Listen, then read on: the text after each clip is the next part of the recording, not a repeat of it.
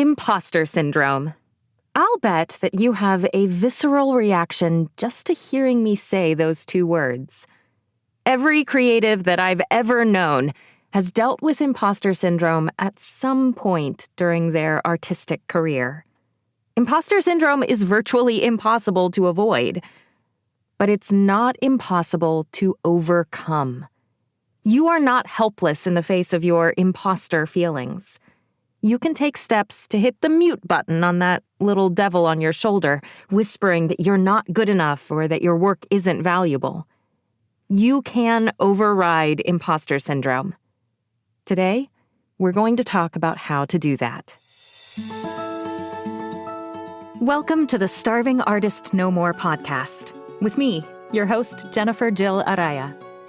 Starving Artist No More is a business coaching community dedicated to helping creative entrepreneurs cast off the starving artist and find thriving fulfillment from their businesses. If you are a creative entrepreneur who wants more from your creative business, if you want to build a thriving business that truly meets your needs and fulfills you holistically, personally, creatively, and financially, if you want to move beyond the harmful starving artist stereotype into a place of abundance, joy, and fulfillment in your creative artistic work, then you're in the right place. I'm so glad you're here.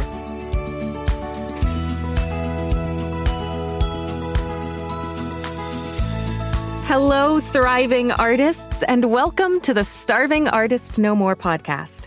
I'm your host, creative entrepreneur and artist, Jennifer Jill Araya, and I'm so excited to be back with you today. I recently had to take a brief break from this weekly podcast because I had a symphony concert to get ready for.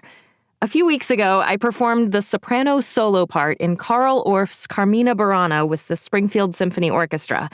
And the extra rehearsals and practice time for that performance meant that something in my weekly and daily workload had to give, and that something was recording new episodes for this podcast. But I'm back now, and I'm so excited to share with you the upcoming episodes I've got planned. I've had quite a few creatives write to me over the past month, wanting to know my thoughts about specific topics related to creative entrepreneurship, and I'm excited to share those topics and thoughts with you as well. Which reminds me, if there's something you want me to talk about here on this podcast, let me know. You can reach me on my website, starvingartistnomore.com. Just fill out the contact form and let me know the topic you think I should discuss during a future episode. My goal with this podcast is to help you. And so if there's something you want me to discuss, then I will make that happen. I also have a resource on my website that I want to make sure you know about. Finances are a really difficult thing for every creative entrepreneur. Many of the artist business owners I know are graduates of fine art school or music school or acting school. We didn't study business and finance. We're not intimately familiar with the finer points of managing the finances of a small business. And yet, that is exactly what we find ourselves doing as creative entrepreneurs. Yes, we get to make a living with the craft that we love and that brings us joy and artistic fulfillment, but we also have to deal with the financial side of the business. If you're struggling with that, visit my website, starvingartistnomore.com, and fill out the form so that I can email you my free guide, Say Goodbye to Feast or Famine, 3 financial must-haves for creative entrepreneurs. This guide is completely free, and I really believe that it can help you get a handle on the tricky financial aspects of your business. Small business finances are scary to most creative entrepreneurs, but they don't have to be. You can operate your business with well-managed finances, and this guide can help. Just go to starvingartistnomore.com and fill out the form to get the guide delivered to your email inbox.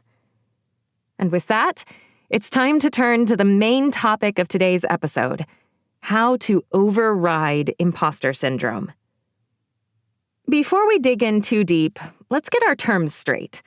If you've listened to previous episodes of this podcast, you know that my primary artistic work is as an audiobook narrator. And when I'm narrating an audiobook, definitions matter.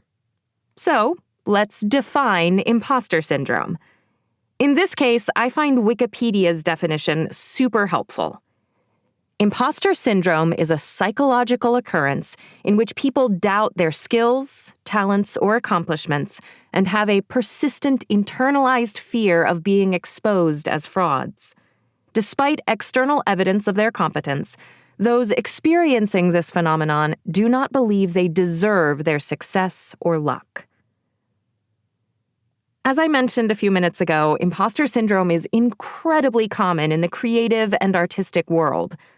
In my own anecdotal experience, every creative that I've known well enough to know whether or not they deal with imposter syndrome has, at some point, dealt with that insidious voice in their head whispering that they're not deserving of success, that their work isn't good enough, that they're not good enough. It's a pervasive and damaging state of mind that can hold you back from being your best artistic self and doing your best creative work. Imposter syndrome is hard, and it is everywhere. So what do you do about it? When those thoughts of inadequacy and doubt crowd into your mind, how do you banish them? When you feel like a fraud, where do you turn? When you don't believe your success is valid or genuine, how do you move forward? I've got some ideas that have helped me and have helped the creative entrepreneurs I work with. These ideas are not the be-all, end-all for dealing with imposter syndrome. I know that all of these ideas won't work for everyone, but my hope is that at least one, if not more of them, will work for you. And I also want to begin by saying that if you listen to this episode and find yourself saying, "But I've tried all that and it's not gotten any better," it's okay to seek help, whether that's from a coach or mentor or from a psychiatrist or therapist. Yes, imposter syndrome is a common phenomenon, but you don't have to sink under its weight. Hopefully, this little podcast episode provides a way for you to start on that journey. But if it's not enough for you, be proactive and get the help you need. You can override those thoughts and emotions, especially if you have the right people helping you on that journey. So with that little caveat, let's dig into my ideas for fighting imposter syndrome. The first thing I always do when I find myself sinking under the burden of imposter syndrome is to squash any hint of comparisonitis. When you're not feeling good enough, focus on your own work and your own process, and let the work and process of others go. In creative industries, it can be so incredibly difficult to stop the comparison game. From the very earliest years, when elementary school art projects are hung on the walls of the art room, we can't help but compare our work to those of our peers and colleagues. And that continues all the way through. I remember the studio showcase performances in my years as a conservatory student. As a working professional, I still attend masterclasses and workshops where I'm performing and receiving critique alongside my colleagues. It's impossible not to compare yourself and your work to others, isn't it? Theodore Roosevelt once said, "Comparison is the thief of joy." And he was so right. When you allow yourself to sink into the mires of comparisonitis, of comparing yourself and your work to others, you are stealing your own joy. You are sapping your creative experience of its delight and wonder. You are focusing on someone else's work and thereby hurting your own. Part of the reason that comparisonitis is so damaging is that you are comparing your own full-bodied artistic experience with all its ups and downs and loop-de-loops with someone else's highlights reel. When you're comparing yourself to someone else, you don't have all the information. What you see is equivalent to their social media highlights reel. It's only showing the best, only portraying them in a flattering light. It's not the full picture. You don't see their struggles. You don't see their setbacks and disappointments. You don't see the moments when they're weighed down under their own comparisonitis and imposter syndrome tendencies. You are an outsider looking in at your colleagues' work, and in most cases, you simply can't know everything. Comparing yourself to your colleague is like comparing your just out of bed, haven't even brushed my teeth or my hair selfie with your colleague's retouched professional headshot. Of course, it's not going to compare favorably. You're not comparing like with like. The comparison is meaningless. And in those rare cases where you do know enough about someone else's work and work process to feel like you know everything, or at least know most things, you are still a different person with different strengths and weaknesses than them. I have a close business accountability relationship with two other audiobook narrators, Gail Shallon and Marnie Penning. We meet every other week to share our joys and struggles with each other, and we problem solve together with the difficulties we are each facing. And in that little group of three, we all have different strong and weak areas. The things that I'm good at and that are easy for me are not necessarily easy for Gail and or Marnie. And the places where I struggle might be the easiest things in the world for them. I know these two ladies and their work well enough that I could, if I wanted to, compare my business with theirs. But it still wouldn't be a like with like comparison. It would still be meaningless. Because what is hard for me is not necessarily hard for them, and vice versa. When my old nemesis of imposter syndrome starts whispering insidiously in my ear, my first act of resistance is to squash any comparisons that I'm making. I fill my mind with my work and my projects and my tasks. I focus in on what I can do, on what I have control over. I let go of what they're doing and I focus on what I'm doing. This doesn't mean that I don't see the wins and achievements of my colleagues and peers. I absolutely can still notice what they're doing and celebrate with them. But it does mean that I don't let my internal thoughts continue down that path to the point that I'm comparing myself to them. I remind myself that I am only seeing their highlights reel, so any comparison I make is meaningless. What I can control is my own work and my own process, so I move my focus there and let the comparisonitis go. But what do you do when your feelings of self-doubt and fear stem not from comparing yourself to what others are doing, the work of your colleagues and peers, but rather from what others are saying or thinking about you? I've had this happen. Honestly, this is where I struggle with imposter syndrome the most. A bad review about my work comes out in a publication or is posted online. An overheard conversation or a posted social media comment portrays negative thoughts about my work. How do you fight feelings of inadequacy when they stem from other people's thoughts about your work? I've got a quote from author Daniel H. Pink that I think is appropriate here. In his book, The Power of Regret, he writes, "Human beings are impressive creatures. We can fly planes, compose operas, and bake scones. But we generally stink at divining what other people think and anticipating how they will behave. Worse, we don't realize how inept we are at these skills." Human beings are terrible at knowing what other people are thinking and anticipating what they will do. We just don't know other people's motives as well as we think we do. Imposter syndrome can sometimes stem from fearing, that others think you're unqualified to do the work that you do. But it's impossible for you to know what they're thinking. You're human, and just like me, you're really bad at figuring out other people's thoughts and predicting their actions. The people that you fear think of you negatively probably don't. And yes, sometimes reviews are written or statements are made that directly state that you or your work isn't good enough. But along the same lines as what Pink was saying, we also stink at determining others' motivations. Who knows why that reviewer wrote what they wrote, or why that person speaking about you negatively said what they said? Their ill view of you and your work likely has a lot more to do with their pre-existing emotional and mental state than it actually does with you and your work. We can't know others' thoughts. We can't accurately predict what they're going to do. And we can't know why they're doing any of it. We can't know their motives.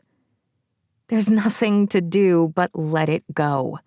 Don't give other people space in your head. Banish others' thoughts and actions and opinions. Their thoughts and motives are unknowable to you anyway. Don't let them have power over you and your work. Instead, focus on the feedback and constructive criticism of those who you truly trust to give you that kind of guidance. Whether that's a mentor, teacher, or coach, or whether that's a trusted colleague who is also a friend, absorbing the feedback from someone who truly holds your best interests at heart will always be a better plan. Some artists I know are review buddies for each other. They never read their own reviews, but instead have a friend who reads all their reviews for them, and they read all of their partner's reviews.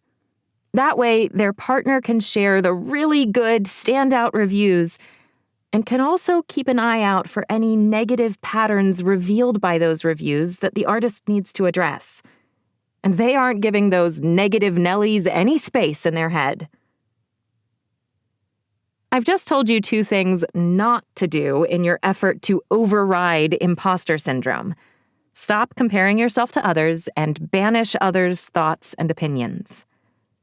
Now let's look at 2 proactive strategies, 2 things you can do to make a difference in how you view yourself and your work. Sometimes being told to stop doing something is like being told not to think of a white elephant. You hear the prohibition not to do it and can't help but do it. So to keep that from happening, I'm going to give you 2 positive thought patterns to replace them. Goodbye, comparisonitis and other people's thoughts. Hello, gratitude and supportive self-talk. First, gratitude. I've talked about the importance of gratitude in the life of an artist before, all the way back in episode 4 of this podcast. But it's important enough to the fight against imposter syndrome that I had to mention it again. Having a mindset of gratitude about your work makes a huge difference in your perception of that work. It all stems from a psychological phenomenon called the frequency illusion. In short, this theory states that the more you notice something, the more likely you are to notice that same thing in the future. If you're on the lookout for people named Joan, you'll notice people named Joan every time they come along, and it will feel like they're everywhere. If you're on the lookout for good things in your career and life as a creative entrepreneur, you'll notice them every time they happen, and it will feel like they're everywhere.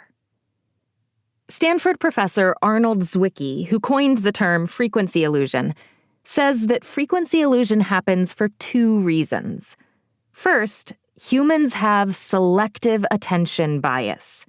We notice things that are important to us and disregard the rest. If what is important to you is people named Joan, you'll make note of them. But you won't notice all the people named John and Jane and Judy. Only what is important to you will stick.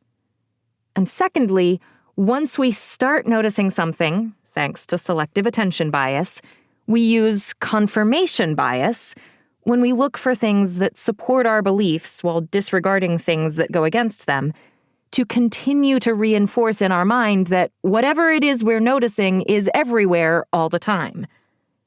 In other words, if the name Joan matters to you, you'll look for reasons for that name to continue mattering to you.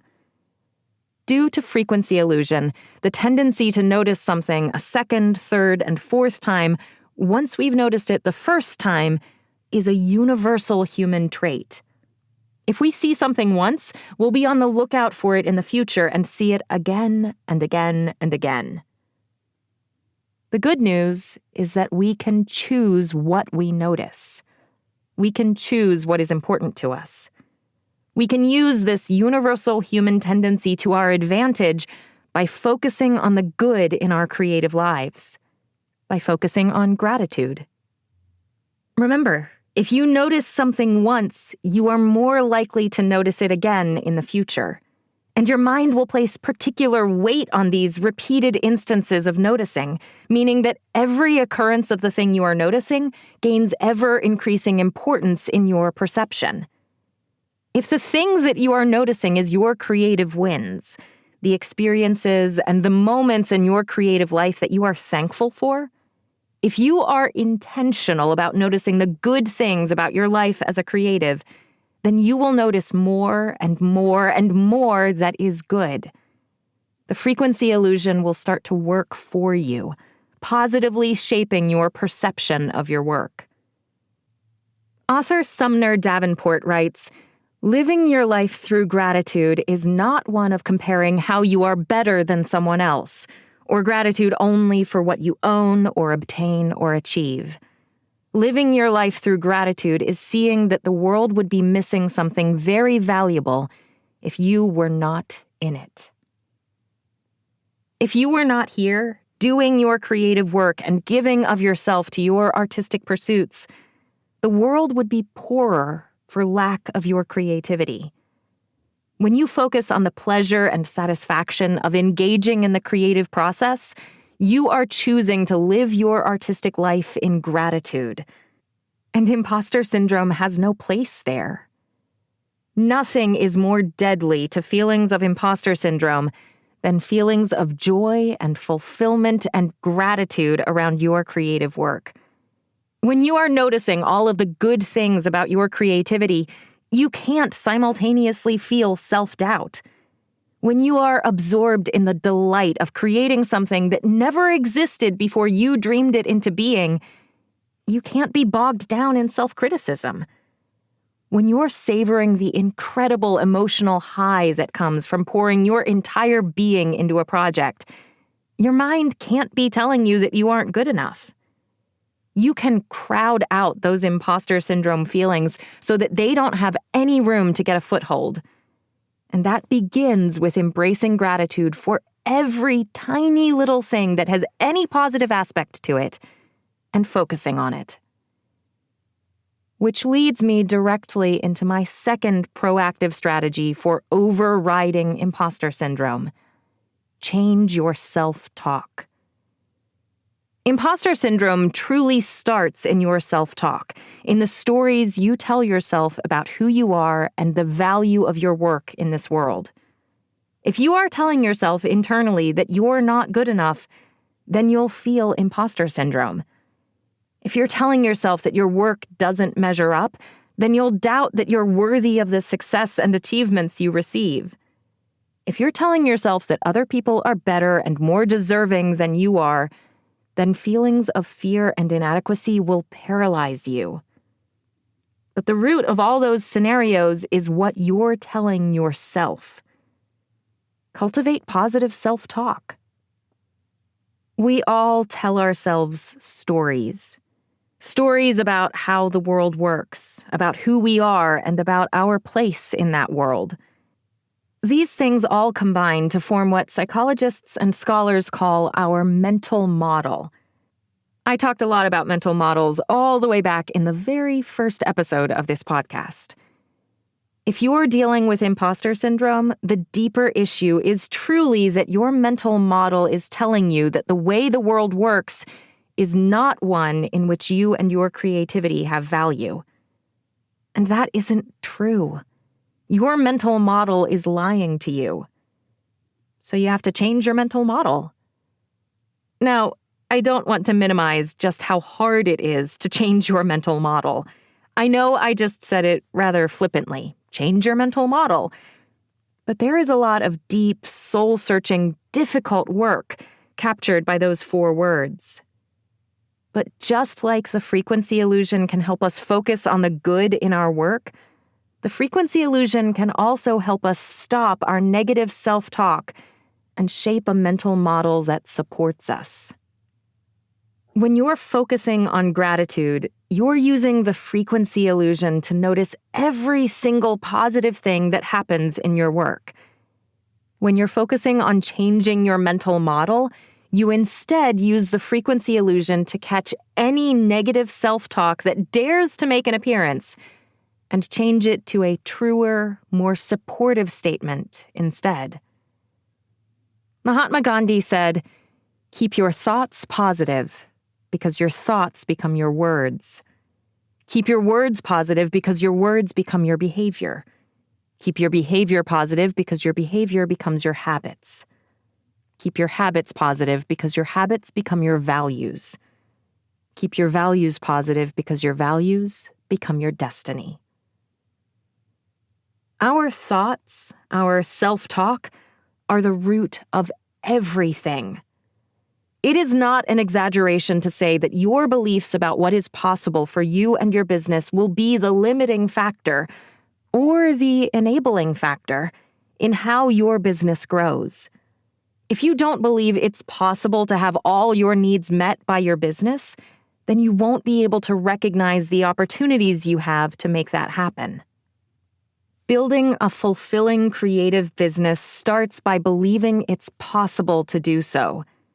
And believing it's possible to do so begins with noticing the stories we tell ourselves, the thoughts that go through our minds, and shaping those stories into self-talk that support, motivate, and encourage us.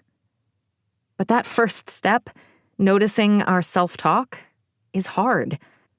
So often, the thoughts and motivations that underlie our emotions and our actions are almost invisible to our conscious mind.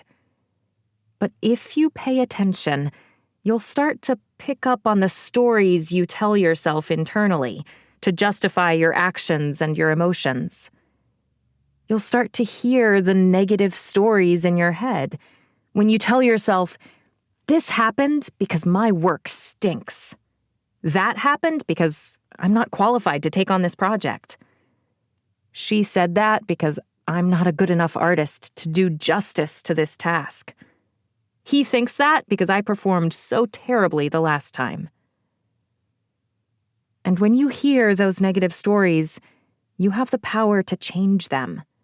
You can stop those negative stories before they have the chance to impact your emotions and your actions, and you can change them to stories that both are true and that support you. This didn't happen because my work stinks. This happened because I didn't plan appropriately for the project. I can do better next time. That didn't happen because I'm not qualified for this project. I am qualified. I wouldn't have been hired for the project if I weren't qualified. That happened because I didn't get the help I needed at the beginning of the project. But it's not too late. I can ask for help now, and I can still do a really good job. She didn't say that because I'm not a good enough artist. She said that because she is dealing with her own feelings of imposter syndrome. I can give her grace and offer her friendship. I know that what she said is a reflection of her, not of me. He doesn't think that because of my poor performance last time. I can't actually even know what he's thinking because humans are terrible at guessing what others think. But if he does think that, he's thinking it because he's worried about how this project will turn out. It's been a rough process so far, but I know how I can smooth things out going forward, and I can reassure him that this project will turn out wonderfully. Obviously, these are just hypothetical examples. And at first, stopping your negative self-talk and reframing it in a more positive light will feel really silly. It might feel like you're making excuses for yourself. But you're not. I guarantee that the more supportive view of the situation is the more correct one. And every time you intentionally move your self-talk from one of criticism and negativity to one of grace and support, you are moving your mental model to one that more closely resembles reality. And the reality is that the myth of the starving artist is just that, a myth. You can grow and thrive and flourish as a creative entrepreneur. The lies told to you by imposter syndrome are just that, lies. You bring value and significance to your world through your artistic work. You and your work have immeasurable worth. Sharing of yourself with those around you is a gift. And if you let imposter syndrome keep you silent, you are robbing the world of something it desperately needs. You.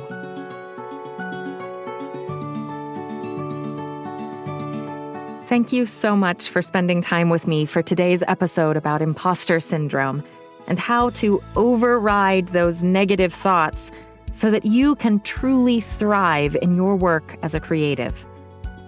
When I'm working to fight imposter syndrome, I first stop the comparison game. I make sure that I'm focusing on joy and excitement for my colleagues, not comparing myself to them. I let go of worries about what other people think and feel about me and my work. I recognize that I probably am misrepresenting what others are thinking and saying, and misunderstanding why they're saying it. So my best course of action is to just let go of the thoughts and opinions of others. Instead, I focus on gratitude, being intentional about noticing the good so that I'll continue noticing the good. And I pay attention to my self-talk, noticing any negative stories that float through my internal monologue, and intentionally changing those negative stories to ones that are supportive of who I am and the work I'm trying to do. If you found today's episode helpful, or if you just have questions or comments for me, I'd love for you to reach out. My website is starvingartistnomore.com, and you can just fill out the contact form to get in touch with me. If you think you need some extra help to handle your imposter syndrome feelings, I'd love to work with you. I offer one-on-one business coaching for creative entrepreneurs where we dive deeply into mental models and any mindset blocks, like imposter syndrome, that are holding you back in your creative work. And, of course, if you found this episode or any episode of this podcast helpful, please share it with your friends and colleagues. Sharing is caring.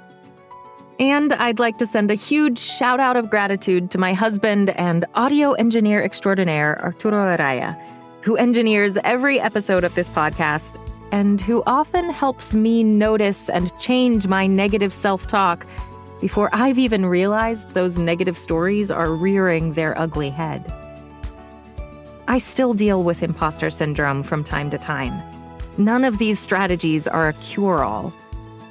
On some level, I think that a little bit of imposter syndrome is inevitable as a creative entrepreneur.